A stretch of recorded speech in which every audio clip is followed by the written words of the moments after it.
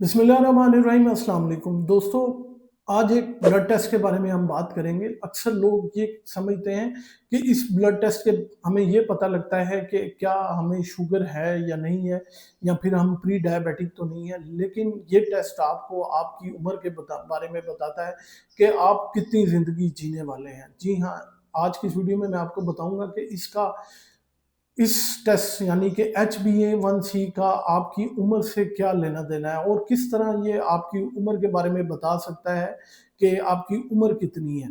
और फिर एंड पे हम कुछ कॉमन मिथ्स के बारे में भी बात करेंगे जो कि लोग इसके बारे में सोचते हैं, और फिर हम बात करेंगे कि हम इस टेस्ट को बेहतर किस तरह कर सकते हैं। ज़्यादा फंक्शन करना पड़ेगा, वहाँ पे ग्लोमेरुलाई के अंदर सूजन होना शुरू हो जाती है और आपकी एल्ब्यूमिन जो है वो पेशाब के रास्ते खारिज होना शुरू हो जाती है। इस सारे प्रोसेस को कंपनसेट करने के लिए, हमारे वाइटल ऑर्गन को ऑक्सीजन और न्यूट्रिशन देने के लिए हमारा दिल जो है वो ज़ोर-ज़ोर से काम करना शुरू कर देता है, जिसकी वजह से आपका ब्लड प्रेशर जो है वो स्पाइक करना शुरू हो जाता है। दिल जब एकदम बहुत ज़्यादा काम करेगा तो फिर वो बूढ़ा भी उतनी जल्दी होना शुरू हो जाएगा। तो इसलिए कहा जाता है कि HbA1c जो है वो आपकी बायोलॉजिकल जो एज है उसको डिटरमाइन करता है या बताता है, और आपको वक्त से पहले जो है वो बूढ़ा कर देता है। अब HbA1c की जो नॉर्मल रेंज है वो एक नॉन डायबिटिक के लिए 5.7 से बिलो जो है वो नॉर्मल है, और अगर आपकी 5.7 से 6.4 तक है तो आप प्री डायबिटिक हैं, और अगर 6.4 से ज़्यादा है तो फिर इसका मतलब ये है कि आप प्रॉपर डायबिटिक हैं।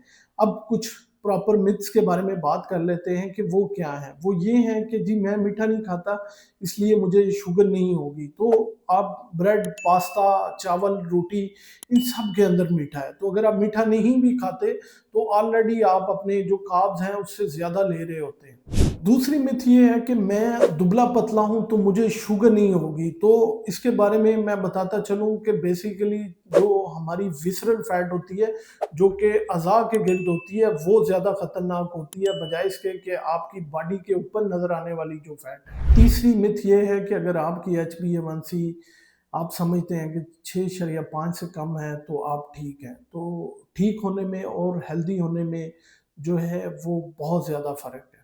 अब सवाल ये है कि आप HbA1c को कैसे कम करें? तो आप उसको कम कर सकते हैं शुगर और रिफाइंड कार्ब्स को कम करके, फाइबर और प्रोटीन डाइट जो है अपने खाने में बढ़ा के, 15-20 मिनट की वॉक जो है वो डेली करके, इसके साथ-साथ जो है वो आप जो है खाने के फ़ौरन बाद ना लेटें, बल्कि 15-20 मिनट वॉक करने के बाद जो है आप बेड पे जाएँ। और आखिर में अपनी HbA1c को बेहतर करने के लिए, ब्लड शुगर को कम करने के लिए, अपनी बायोलॉजिकल एज को बढ़ाने के लिए आप जो है अपने स्ट्रेस को कंट्रोल करें और अपनी नींद को 7-8 घंटे लाजमी लें।